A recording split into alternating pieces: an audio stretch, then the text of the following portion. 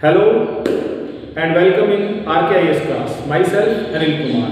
Students, you have already got notes on the topic acid, base and salt. Lesson 2 chemistry class 10th. Now we will try to understand this lesson. Students, on the basis of chemical properties, different compounds are divided into three groups: acids, bases and salts. Now tell me, how will you detect that the given substance is an acid or a base or a salt? This is the main question. So we can detect the nature of a substance with the help of some dyes.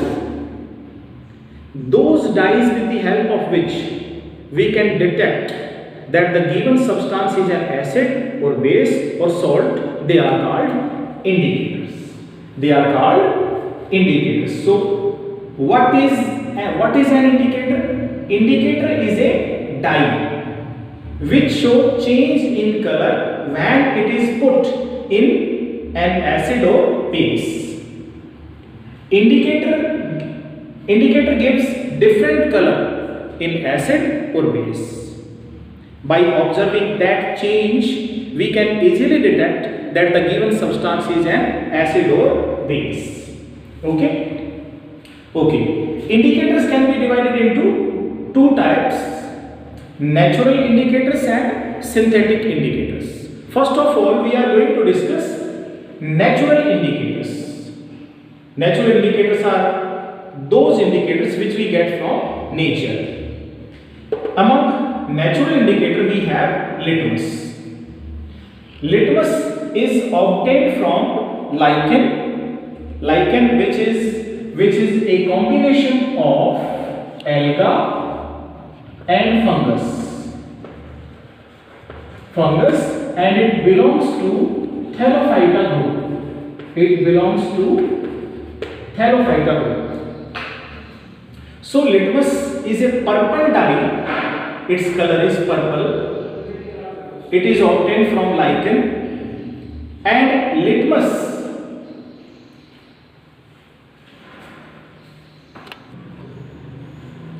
acid turns blue litmus red.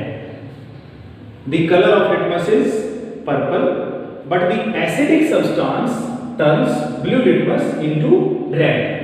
On the other hand, base turns red litmus blue.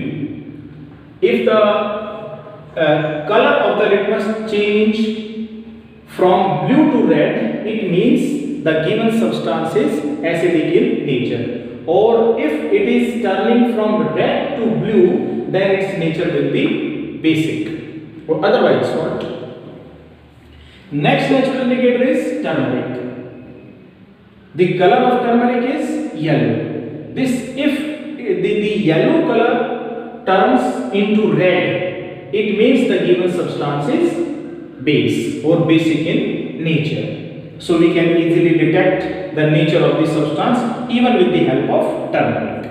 The next, after litmus, turmeric, our next natural indicator is red cabbage. It is extract of red cabbage. Its color is red. Red cabbage, it remains red in acidic solution. It means the acidic solutions do not change the color of red cabbage extract. It remains red in acidic solutions. If it turns green, it means the solution is basic in nature. Red cabbage extract turns green in basic solution. Some petals, like the petals of hydrangea, petunia and geranium, etc., can also be used as natural indicators. For example, the petals of hydrangea are blue. They turn pink when they come in contact with base. After natural indicators, we are going to discuss synthetic or artificial, or you can say man-made indicators. Among synthetic indicators, first we have is methyl orange. The color of this indicator is orange. It turns red. It turns red in acid solutions, while it turns yellow in basic solutions. If methyl orange is giving red color in with any solution, it means that given solution is acid or acidic in nature, and if it is giving yellow color, then it means it is basic in nature. So with the help of methyl orange, we can easily detect the chemical nature of a substance. Next is phenolphthalein. This is another synthetic dye and it is colorless, and it remains colorless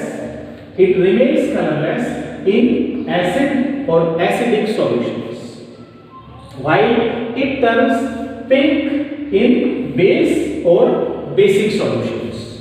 So when we add phenolphthalein in any substance and if it turns pink, it means the given solution is basic in nature, and if it remains colorless, then the solution will be acidic in nature. So we can easily detect the nature of chemical substance with the help of phenolphthalein. Next category is olfactory indicators. Olfacto means smell. Olfacto means smell. Those substances whose smell changes in acidic or basic solutions are called olfactory indicators. They work on the principle that when an acid or base is added to it, then its characteristic smell cannot be detected. They work on the basis of smell. Olfacto simply means smell. Let's try to understand. When all of you know, onion has a characteristic smell. When we add caustic soda, or you can say sodium hydroxide in it, then we cannot detect the characteristic smell of onion. Similarly, we can see in case of vanilla. Vanilla is a plant. It also has a characteristic smell. When we add caustic soda or sodium hydroxide in it, then its characteristic smell cannot be detected. So they are olfactory indicators. On the other hand, if we add some acid in onion or vanilla, then we can easily detect their smell. So next, organic acids. The acids found in plants and animals are called organic acids. Plants and animals are called organic acid. All organic acids are generally weak acids. For example, acetic acid. Acetic acid is found in vinegar. Vinegar is also known as sirka, which is generally used as preservative. Citric acid is found in citrus fruits. All citrus fruits contain citric acid. Next organic acid is tartaric acid. Tartaric acid is found in tamarind. Oxalic acid is found in tomato. Formic acid, which is generally found in ant sting or nettle leaf. It is found in ant's sting or nettle leaf plant. That's all for the day, students. Okay, students, now we will discuss concentrated acid and dilute acid. Concentrated acid, they are strong acid. Concentrated acid contain 90 to 98% acid and plus 2 to 10% water. This will be the composition of concentrated acid. They can contain 90 to 98% acid and 2 to 10% water. Dilute acid, on the other hand, just opposite of it. Dilute acid contain 2 to 10% acid generally and 90 to 98% water. Okay.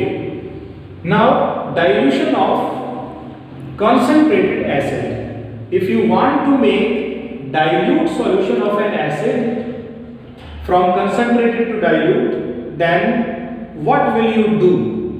Will you add water to acid or acid to water? Look here. Suppose this is a beaker and this is a glass rod. Suppose acid is there. Suppose acid is there. If you will try to pour water, if you are pouring water into acid, keep in mind it is wrong method, it is not prescribed method, because it can cause explosion.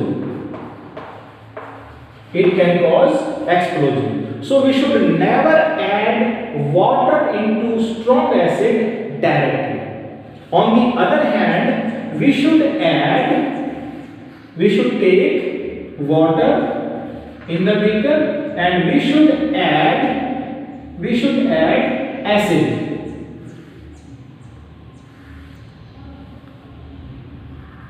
We should add acid and it must be dropwise